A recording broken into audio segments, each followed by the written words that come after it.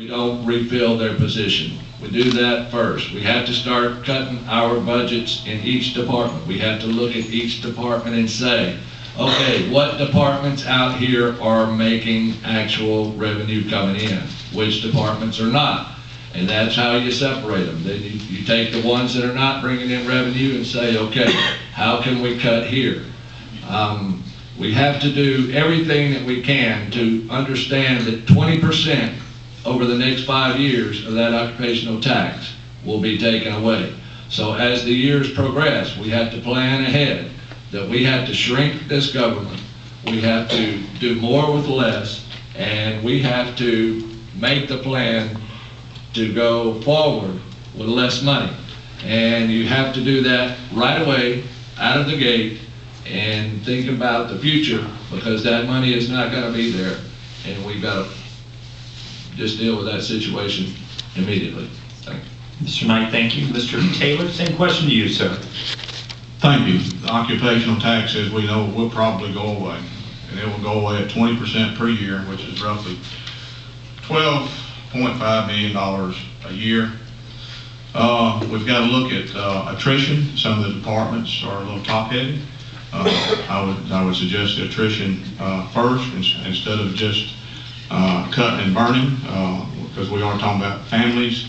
The less cut we can do, the better off we are there, and especially with the economy that we have today. We've got to look at other ways of saving money also. One way is the fleet's too big.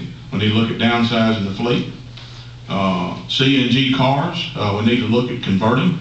We're doing it here in Trussville. Hoover's doing it. Max Buses in Birmingham's doing it. There's a fueling point down there. We're trying to get them here.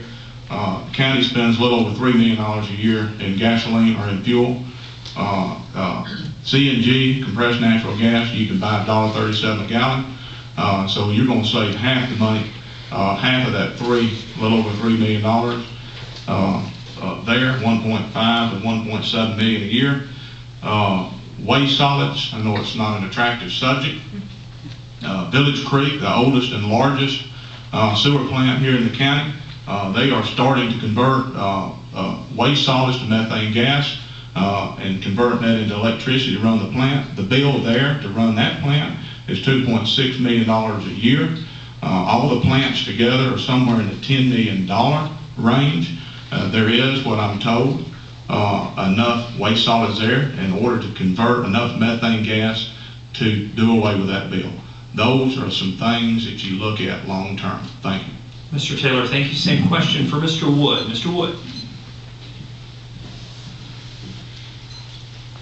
That's a pretty big hole that we're going to have to fill if the occupational tax goes away. $75 million hole, that is going to undoubtedly call for some cuts. And I believe those cuts are going to have to come from the top down. We may have to look at salary reductions. We may have to also look at cuts in other departments as well. The attrition aspect of it is also an area that we'll definitely have to look at as far as positions when they go away, that they will just not be filled anymore.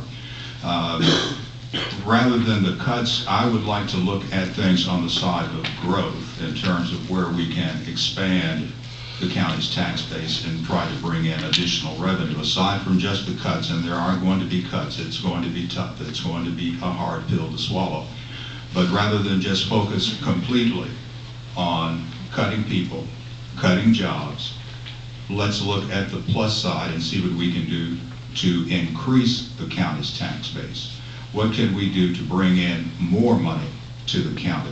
Looking at economic incentives to get more industry into the county, looking at job growth to bring more taxes into the county, I think is an area that we definitely need to look at. Recycling, as Wayne just mentioned, is an area that I'm excited about. I think there is a push, and we're looking at 21st century economy right now as far as what we can do in terms of recycling. I think that is going to have to be a key component of whatever we do in terms of trying to turn things around and be able to bridge that $70 million gap that we're going to face when and if that occupational tax goes away. Mr. Wood, thank you. Same question Mr. Dixon. Mr. Dixon? We have two problems. 2012, there will be a referendum. I think we would all agree that put to a vote, the occupational tax will lose and will go away. However,